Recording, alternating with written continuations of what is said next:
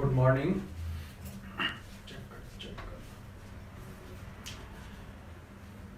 Today we are having second lecture on topic solutions. So I would like to recap your yesterday session. So the solution is a homogeneous mixture of two or more substances, and the binary solutions are those which have two components, and one is called solute and one is called solvent. So it is very clear to you. And the standard solutions are those whose concentration is known, whose strength is known. There are two types of standard: primary standard and secondary standard solutions. There are various modes of expressing concentration of solutions. So yesterday we have taken these topics. These are mass percentage, volume percentage, mass by volume percentage, mole fraction, molarity, molality, normality, and ppm. So today we will start from numericals on these concepts. So the first numericals is, if you have seen here, a 10% aqueous glucose has a density of 1.2 gram per centimeter cube. Calculate molarity, molality, and mole fraction of each components.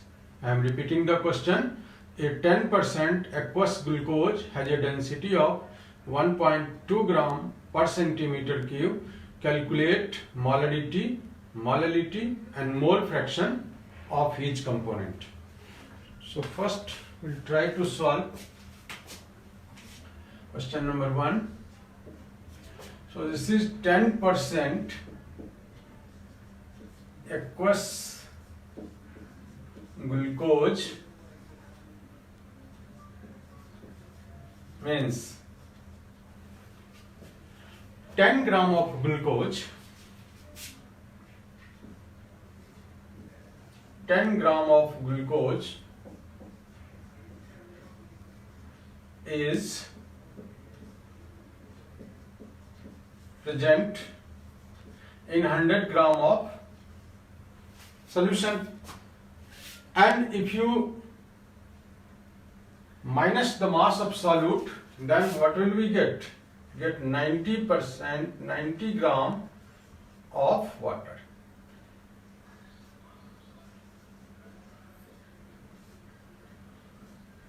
Because solution is aqueous, so solvent is water. So you first find out the number of moles. So number of moles of glucose, this is N glucose. So what is the formula? W glucose by M glucose. So W is 10 gram and molar mass of glucose formula is C6H12O6. So कैसे calculate करते हैं हम लोग? 12 into 6 72 plus 12 plus 96. So it is 180 gram per mole. So again unit concern. So 1 by 18, it is 0.055 mole. So this is moles of glucose. Now N water. So it is WH2O by MH2O, molar mass of water. So it is 90 gram of water, and this is 18 gram per mole. So again the unit is mole, 5 mole. So in the way to calculate molarity, mole fraction and molarity, we first we have to calculate the moles. So moles of glucose is 0.055 mole and moles of water is 5 mole. Now chi glucose. So chi glucose, N glucose by N glucose plus N water. So N glucose is 0.055 and this is 0.055 plus 5.0. So this is your mole fraction of glucose. Now how can you find out this chi water? So it is very simple. Yesterday we have learned the sum of mole fraction is always unity. So it is 1 minus this chi glucose. So we have calculated both mole fraction of glucose, mole fraction of water in this way. Now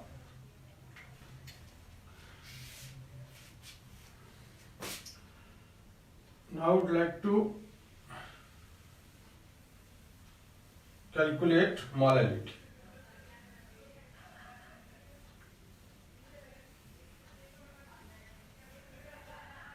Molality. What is the formula of molality? Molality is the number of moles of glucose by weight of solvent in kilogram.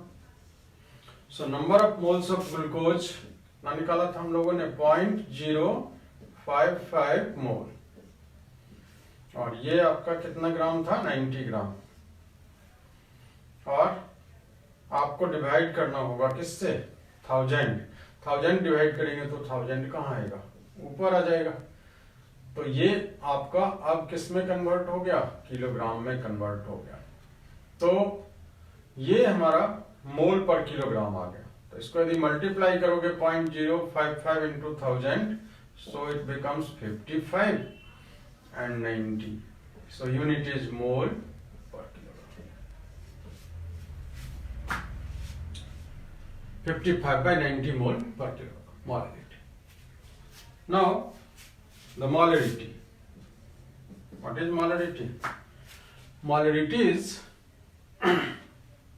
number of moles of solute, this is glucose, and volume of solution in liter. Volume of solution. So in this question is, I am repeating the question, 10% aqueous glucose has a density of 1.2 gram per centimeter cube. Calculate molality and mole fraction of each component. So volume of solution is not given.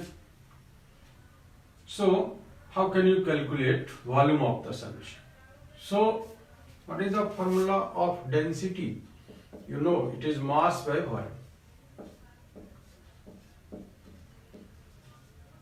So यदि volume निकालना है तो क्या करोगे आप mass by density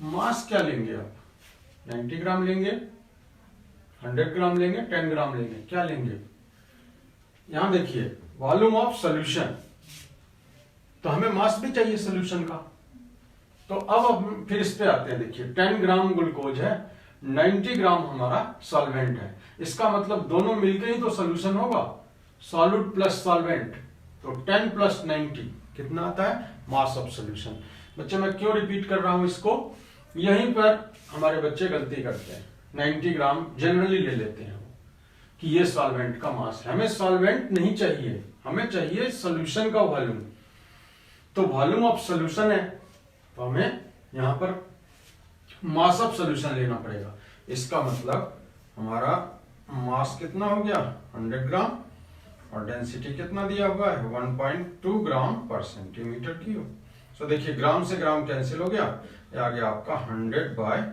1.2 centimetre cube ये volume आ गया अब सिर्फ हमको किस में कन्वर्ट कर देना है लीटर में कन्वर्ट करना है, बस हमारा प्रॉब्लम सॉल्व।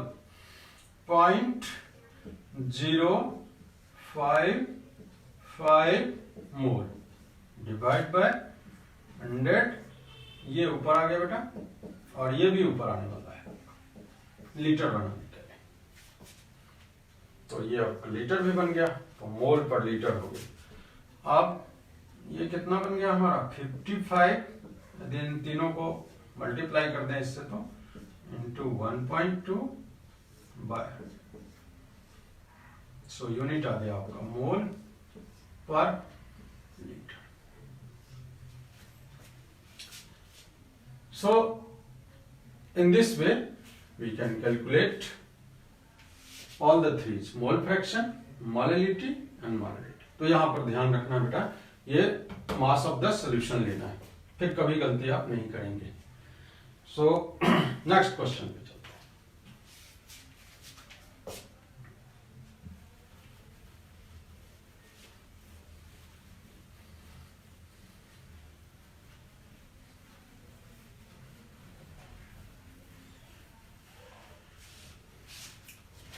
बेटा नेक्स्ट क्वेश्चन क्या कह रहा है हमारा कि calculate the percentage composition in terms of mass of a solution obtained by mixing 300 gram of a 25% and 400 gram of a 40% solution by mass.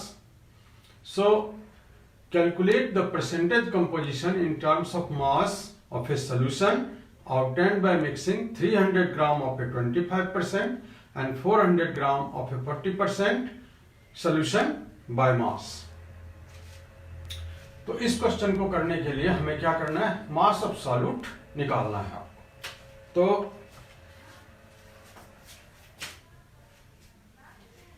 हमारा एक सॉल्यूशन है जो 300 ग्राम है और इसका 25% और 400 ग्राम है जिसका 40%। इसका मतलब हमें इस कंपोनेंट में कितने सॉल्यूट हैं, तो आप 300 इंटू 25 बाय 100, सो क्या रहा हमारा 75। इस केस में देखें तो 400 इंटू 40 बाय 100 इज 160। सो यहां से 75 ग्राम, यहां से 160 ग्राम, सो टोटल कितना बन रहा है हमारा, ये देखिए 235, और ये है टोटल मास ऑफ सॉल्यूशन 700। और हम मास परसेंटेज निकालने का क्या फार्मूला था कि मास ऑफ सॉल्यूट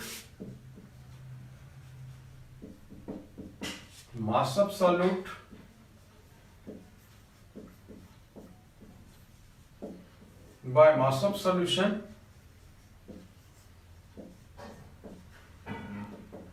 इंटू 100। तो देखिए मास ऑफ सॉल्यूट यहां आपने लिखा है, मास ऑफ सॉल्यूशन यहां है, तो ये हमारा आंसर है। तो इस तरह से हम लोग मास परसेंट निकाल सकते हैं। क्या क्या किया, 300 ग्राम 25% था, तो इसका 25% से कितना हो गया, 1 ग्राम में 100 में 25 है तो 300 में 75 हो गया, फिर 100 में 40 है तो 400 में 160 हो गया। दोनों जगह मास ऑफ सॉल्यूट हमने ऐड कर दिया और फॉर्मूला लगाया mass of solute by mass of solution into 100। So I think it is clear. तीसरा क्वेश्चन जो हम करने वाले हैं, इसमें हम अपने एक्सपीरियंस से बता रहा हूं कि बच्चे ये प्रॉब्लम नहीं कर पाते, प्रायः वो डाटा लगता है हमको कम दिया हुआ है या क्या, लेकिन नहीं कर पाते। तो इस क्वेश्चन को देखिए, 2m aqueous solution of NaNO3 has a density of 1.2 gram per centimeter cube. Calculate mole fraction of each component. 2m aqueous solution, 2 capital M लिखा हुआ है, मतलब मोलर सोल्यूशन है। 2 molar aqueous solution of NaNO3 has a density of 1.2 gram per centimeter cube. Calculate the molarity and mole fraction of each component.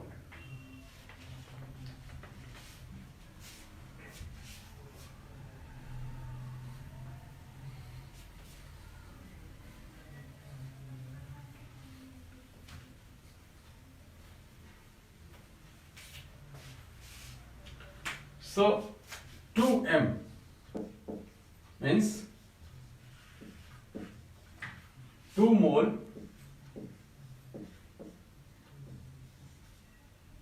of solute, जो हमारे पास क्या है, sodium nitrate, in 1 litre of solution. ये इसका meaning हो गया, क्योंकि यही से हमारा प्रॉब्लम सॉल्व होगा कि 2m means 2 mole of solute in 1 litre of solution. अब देखो, हमें जब मोलिलिटी निकालना होगा तो आप जानते हो क्या चाहिए हमको, वेट ऑफ सॉल्वेंट चाहिए। लेकिन अभी तो हमें कुछ पता ही नहीं है, तो कैसे भरेंगे हम लोग? ये तो आपको पता है, नंबर ऑफ मोल्स, ये तो आपको पता है, गिवन मास सॉल्यूट का लिया और वेट ऑफ सॉल्वेंट, ये हमने सॉल्वेंट को ट्रीट किया है किलो। ये देखिए, तो ये तो आपको पता है, आप 2 मोल ले लेंगे। अब वेट ऑफ सॉल्वेंट चाहिए आपको मोलिलिटी के लिए, तो बेटा 1 लीटर में कितने मिलीलीटर या कितना सेंटीमीटर क्यूब होता है? तो आप जानते ही हैं कि 1 लीटर में 1000 सेंटीमीटर क्यूब होता है, तो इसका मतलब वॉल्यूम तो हो गया 1000 सेंटीमीटर क्यूब। डेंसिटी हमको गिवन है 1.2 ग्राम पर सेंटीमीटर क्यूब, तो क्या मास नहीं निकल जाएगा हमारा? तो मास किसका निकल रहा है? सॉल्यूशन का निकल रहा है, मास ऑफ सॉल्यूशन, क्योंकि आपने वॉल्यूम तो सॉल्यूशन का लिया था, तो वॉल्यूम इनटू डेंसिटी। वॉल्यूम कितना था हमारा? 1000 सेंटीमीटर क्यूब, और ग्राम पर सेंटीमीटर क्यूब, तो ये दोनों कैंसिल हो गए, क्या बच गया हमारा? ग्राम तो बच गया। सो 1200 ग्राम। देखिए, ये हमारा आ गया मास ऑफ सॉल्यूशन।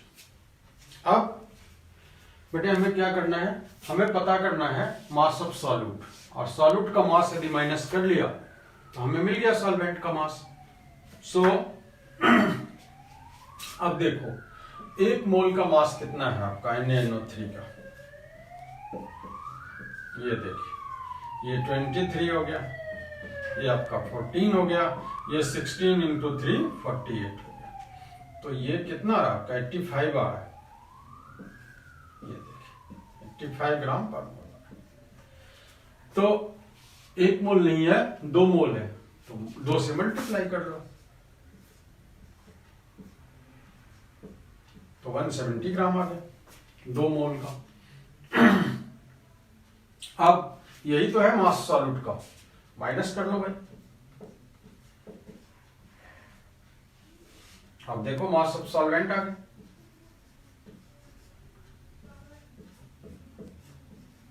क्यों बोल रहे हैं सॉल्वेंट?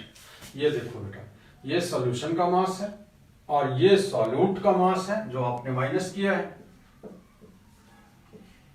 तो आपका बचेगा क्या? सॉल्वेंट ही तो बचेगा। तो कितना आ गया आपका? 0 3 0 1। ये देखिए, ये आ गया हमारा मास ऑफ सॉल्वेंट। सो आपके पास फॉर्मूला है कि नंबर ऑफ मोल्स तो सेम तो है, उसमें कोई चेंज नहीं हुआ है, 2 मोल है, और इसको किलोग्राम बना दो, तो 1030 डिवाइड बाई 1000 ऊपर आ गया, सो 2000 बाय 1030, ये हो गया आपका मोल और नीचे हो गया किलो। आगे ठीक इसी तरह से आप बैक भी कर सकते थे। यदि यहां पर मोलर सॉल्यूशन दिया जाता तो हमें वेट ऑफ सॉल्वेंट पता होता, और फिर हम मास ऑफ सॉल्यूशन निकालते, फिर हम वॉल्यूम निकाल देते। तो हर हमेशा रिमेंबर इस चीज को करना है कि इसका मीनिंग क्या होता है, बस आप कभी गलती नहीं करेंगे, आराम से इस प्रॉब्लम को करेंगे। अब इसमें क्या बच गया आपका? Mole fraction. चलिए, मोल पता हो ही गया है तो मोल फ्रैक्शन भी निकल जाएगा।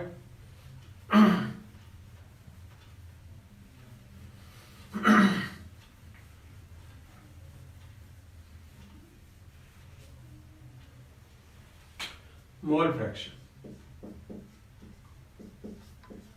तो ऊपर में तो आपको रखना है सोडियम नाइट्रेट का मोल, नीचे दोनों का मोल।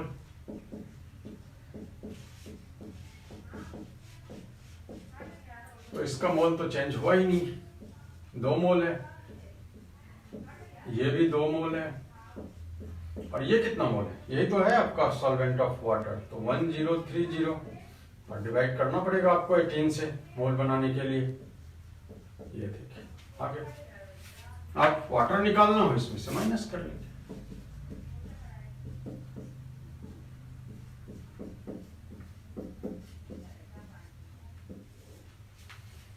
तो इस तरह से बेटे न्यूमेरिकल्स करेंगे, कोई डिफिकल्ट नहीं है और बड़े आराम से कर सकते हैं। अब हम लोग नेक्स्ट टॉपिक की ओर चलते हैं, सॉल्युबिलिटी।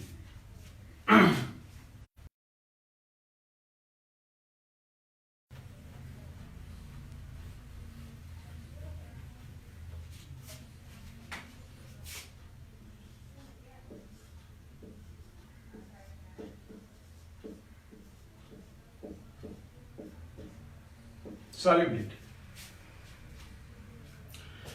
इस टर्म से आप फेमिलियर हैं सॉल्युबिलिटी से।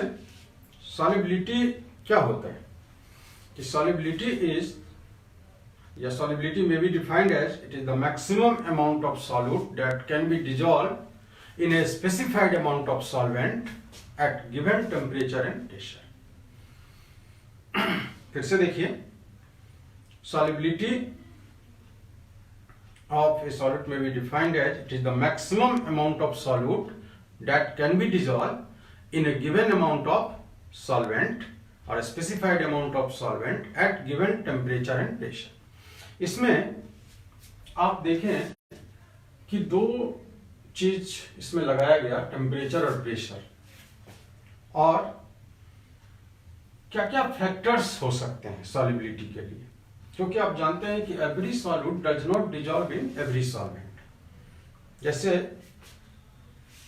आपके घर के अंदर आप देखिए कि नमक है और वाटर में डालिए, इमीडिएट आपका घुल जाएगा। अभी हर एक घर में सैनिटाइजर पड़ा हुआ है, वो मोस्टली आइसोप्रोपाइल अल्कोहल होता है। तो आप जरा सा उसका कंपोनेंट लीजिए, उसमें डालिए NaCl, देखिए क्या घुल रहा है? वो नहीं घुल रहा है।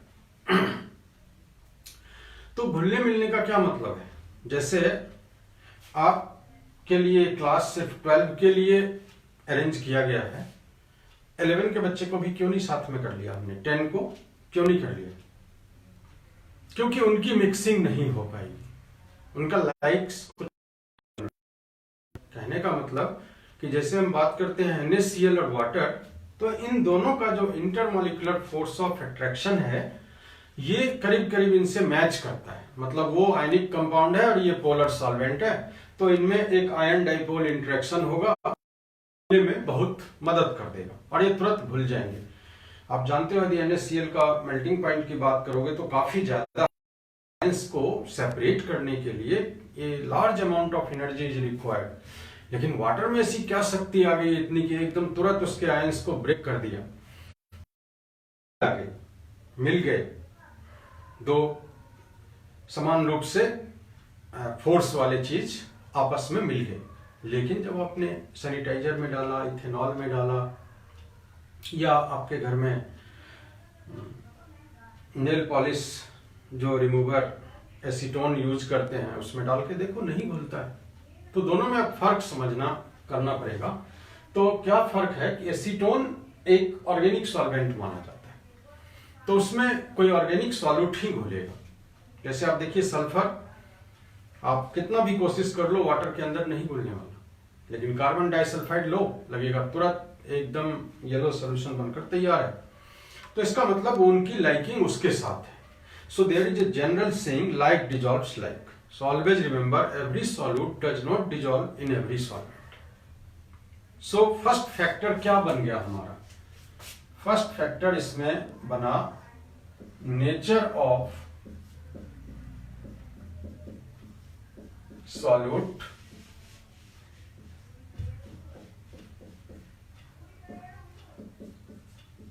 and solvent। तो हमने एक टर्मिनोलॉजी सीखा लाइक डिजॉल्व्स लाइक। ये किसके लिए यूज कर रहे हैं कि ionic compound dissolve in polar solvent like water और अमोनिया एंड हमारा non polar solvent dissolve in organic solvent like chloroform, benzene, carbon tetrachloride. ये सब बहुत अच्छा सॉल्वेंट माना जाता है, ऑर्गेनिक सॉल्वेंट। अब फैक्टर नंबर 2, टेम्परेचर।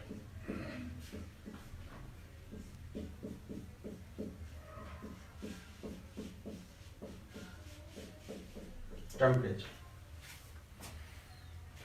जनरली हमारे दिमाग में क्या बैठा हुआ है, हाउस होल्ड गुड्स को देख करके कि टेम्परेचर यदि हम बढ़ाएंगे तो सॉल्युबिलिटी तो बढ़ जाएगी। जनरली होता है, जैसे अभी आप गर्मी का दिन आया, हम लोग शिकंजी वगैरह बनाएंगे तो देखते हैं कि शुगर बहुत जल्दी घुल रहा है, ग्लूकोज घुल रहा है, लेकिन जाड़े के दिन में कम घुल रहा है।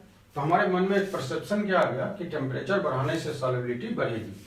नहीं, ऑलवेज रिमेंबर, देखिए बेटा, ये सॉल्यूट है, ये सॉल्वेंट से मिला,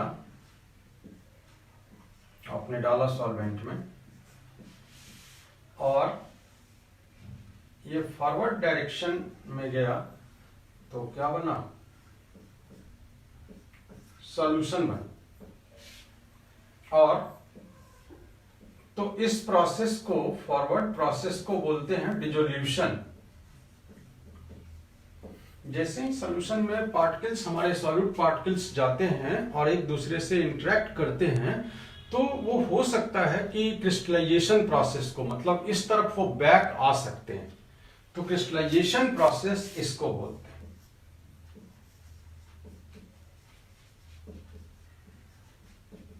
मतलब एक इक्विलिब्रियम आ गया बेटा डिसोल्यूशन और क्रिस्टलाइजेशन के बीच। और जानते हो इस इक्विलिब्रियम पर इस सॉल्यूशन का क्या नाम देंगे आप इस सॉल्यूशन को कहोगे सैचुरेटेड सॉल्यूशन। क्यों बोलेंगे सैचुरेटेड सॉल्यूशन? क्योंकि यदि आप ज्यादा अमाउंट सॉल्यूट डालेंगे तो जो सॉल्यूशन में आपने डाला हुआ है वो सॉल्यूट आपका क्रिस्टल बन जाएगा। तो इसका मतलब आप कितना भी डाल लीजिए, अमाउंट तो उतना ही घुलेगा, वो पहले से जो सॉल्यूट पार्टिकल्स उसमें घुला हुआ है वो आपका क्रिस्टल बन जाएगा। तो what is saturated solution? So solution in which no more amount of solute can be dissolve without altering the conditions like temperature and pressure. यदि आप ये सब नहीं चेंज करेंगे तो आप नहीं घुला पाएंगे। अब बेटा इस जगह ये process, dissolution process is exothermic और एंडोथर्मिक। आपको ये चेक करना पड़ेगा कि डेल्टा सॉल्यूशन H ये है enthalpy of solution. If it is greater than 0, क्या बोलते हैं आप इसको? आपने थर्मोडायनामिक्स में पढ़ा है, इसको बोलते हैं प्रोसेस को एंडोथर्मिक, क्योंकि ये डेल्टा H की वैल्यू पॉजिटिव आ रही है।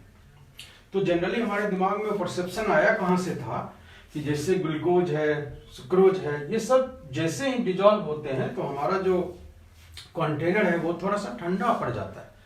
तो हम क्या समझते हैं कि वो हीट एब्जॉर्ब कर रहा है। तो हीट जब एब्जॉर्ब कर रहा है तो अब आप चलिए ली चार्टलियर प्रिंसिपल पर।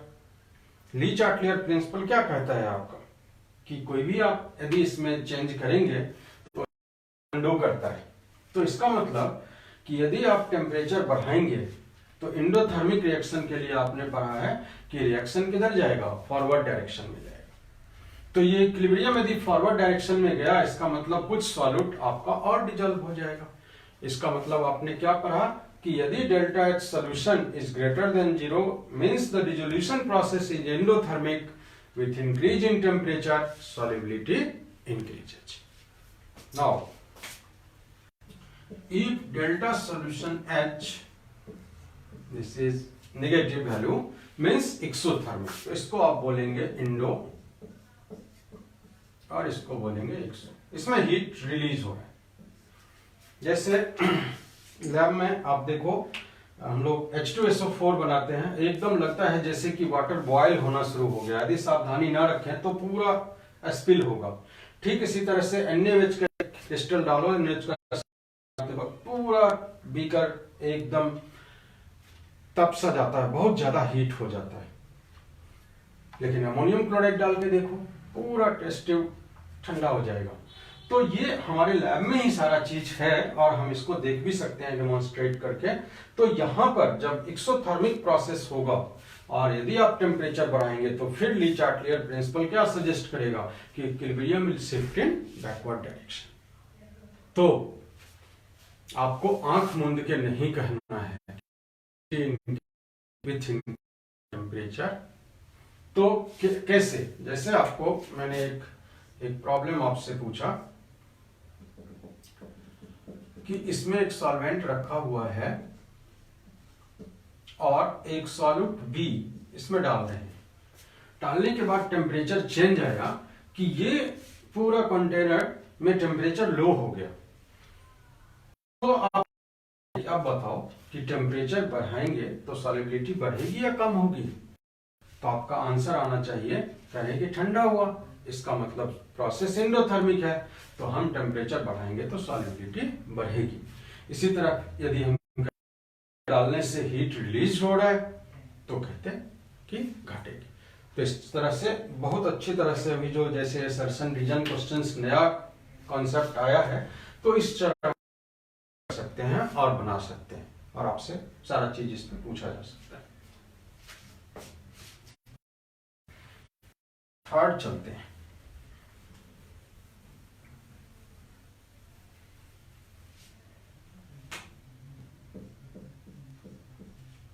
थर्ड कॉन्सेप्ट है प्रेशर का इफेक्ट क्या आएगा।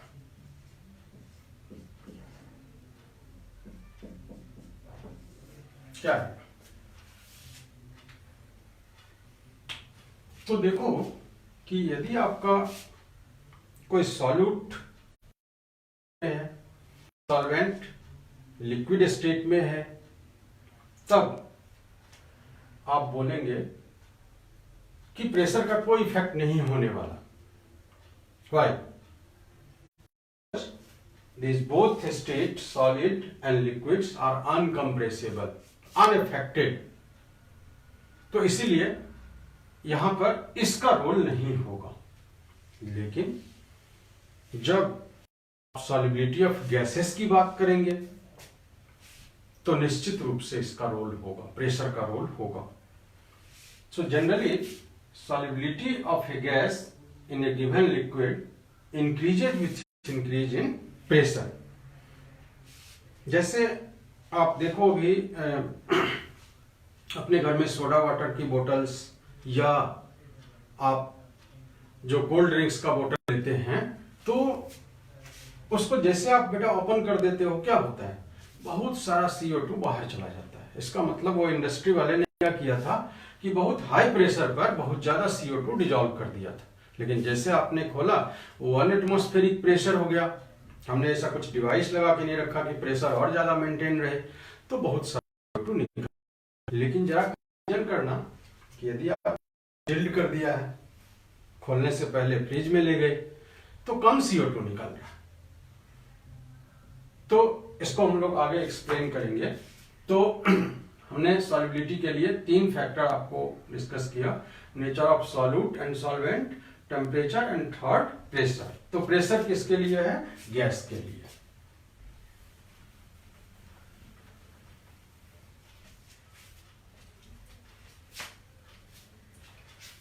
solubility of a gas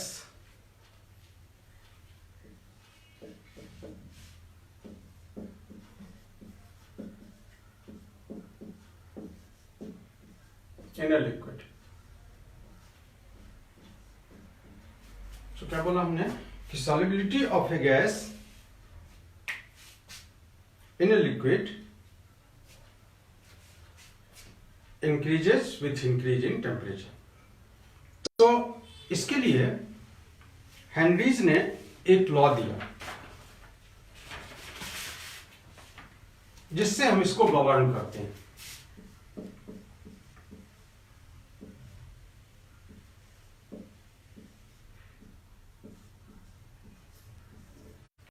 Henry's law क्या स्टेटमेंट होता है कि the solubility of A gas in a liquid is directly proportional the pressure of the gas.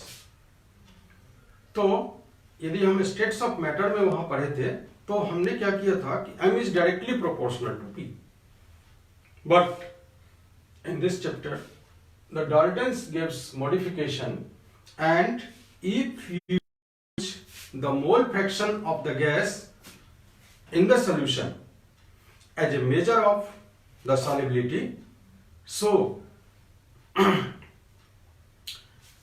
P is equal to directly proportional to chi. Chi is the mole fraction, and this is the measure of the gas of solubility. So P is equal to KH chi. This KH is Henry's law constant. This KH is called Henry's law constant, and it is a function of a nature of the gas, because the value of KH depends on the nature of the gas. So यहां पर देखो बेटा, product हो रहा है इसके साथ, तो यदि आपका दो वैल्यू दिया जाए, एक का KH ज्यादा है, एक का KH कम है, तो आप क्या बोलेंगे?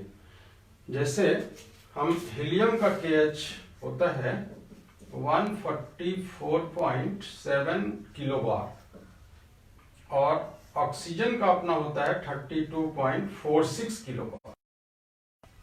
तो ये देख करके आप बता सकते हैं ना कि कौन ज्यादा सॉल्युबल होगा। तो देखो ये तो कांस्टेंट है, अब मान लो ये कांस्टेंट है, जैसे हमने 18 कांस्टेंट कर लिया, इसको देखो यदि हमने लिखा 6 × 3, ये हमारे मोल फ्रैक्शन को रिप्रेजेंट कर रहा है, ये KH को रिप्रेजेंट कर रहा है। बहुत एक सिंपल मैथमेटिक्स से आपको समझाना चाह रहा हूं कि यदि ये बढ़ा, जैसे देखिए ये 9 हो गया, ये तो 2 बन गया, क्योंकि ये तो कांस्टेंट ही है। तो इसका मतलब ये जब बढ़ेगा तो ये कम होगा, और ये तो कांस्टेंट है। तो इसका मतलब है कि helium is less soluble than O2 at given temperature. क्यों टेम्परेचर की बात किया फिर मैंने? बेटा टेम्परेचर बढ़ने से भी KH का वैल्यू जो है ये बढ़ जाता है। ये वैल्यू हमने लिया था मैग्नीट्यूड 293 पर। यदि इसी को हम 393 पर लें O2 का, तो ये करीब करीब बढ़ के बेटा 46.8 किलोवाट हो जाता है। क्या हुआ? अब देखिए फ्रीज की बात आ गई कि आपने फ्रिज में रखा, टेम्परेचर कम किया, तो इनकी वैल्यू कम हो गई KH की, और KH की वैल्यू कम हो गई तो आपकी सॉल्युबिलिटी बढ़ गई। तो इसीलिए आप जब खोले, ठंडा करके खोला, चिल्ड करके खोला, तो बहुत कम CO2 का नुकसान हुआ, आपने खूब एंजॉय किया। जो इंडस्ट्री वाले ने CO2 डाला था उसका फायदा उठाया आपने। लेकिन जैसे टेम्परेचर बढ़ा देंगे तो देखिए KH की वैल्यू क्या होगी? बढ़ जाएगी, तो काय आपका क्या होगा? कम हो जाएगा। तो इस तरह से हमने देखा कि KH की वैल्यू टेम्परेचर पर भी और उसके नेचर पर भी गैस पर डिपेंड करता है। तो यदि हायर टेम्परेचर होगा तो KH की वैल्यू ज्यादा होगी, सॉल्युबिलिटी कम हो जाएगी। That's why aquatic animal are more comfortable in cold water rather than in warm waters. देखो बेटा यहां से वो आ रहा है कॉन्सेप्ट कि कोल्ड वाटर में मछली क्यों कंफर्ट महसूस करता है। देखिए उसका KH का वैल्यू कम है, ऑक्सीजन की सॉल्युबिलिटी बढ़ेगी और वो ज्यादा खुश रहेगा। तो इस तरह से हमने आज क्या क्या सीखा, एक बार कंक्लूड कर लेते हैं बेटे। कि आज हमने आपको मेनली न्यूमेरिकल्स कराया, वो सारे कॉन्सेप्ट पर। फिर हमने सॉल्युबिलिटी चेक किया कि सॉल्युबिलिटी होता क्या है, क्या क्या फैक्टर्स होता है। तो आपने देखा कि nature of solute, nature of solvent, temperature और प्रेशर। प्रेशर का बहुत ज्यादा इफेक्ट आपने नहीं देखा कि जब सॉल्यूट सॉलिड स्टेट में, सॉल्वेंट लिक्विड स्टेट में है, बिकॉज देज आर अनकंप्रेसेबल, आप इसको कंप्रेस नहीं कर सकते थे। लेकिन solubility of A gas in a liquid आया, तब आप देखिए कि बहुत ज्यादा प्रेशर का रोल हो रहा है। और उस पर हमने सीखा क्या? Henry's law. क्या था हेनरीज लॉ? एक बार फिर आपको रिकॉल कराऊं कि the solubility of A gas in a liquid is directly proportional to the pressure of the gas. Directly proportional to the pressure of the gas. So P is equal to KH. KH is Henry's law constant, and it is depends upon the nature of the gas and temperature too. तो ये सारा चीज हमने सीखा. हम lecture 3 में deal करेंगे application of Henry's law, Raoult's law, vapour pressure, types of solution में ideal solution and non ideal solution. जहाँ तक मुझे लग रहा है कि हो जाएगा. Thanks, have a nice day.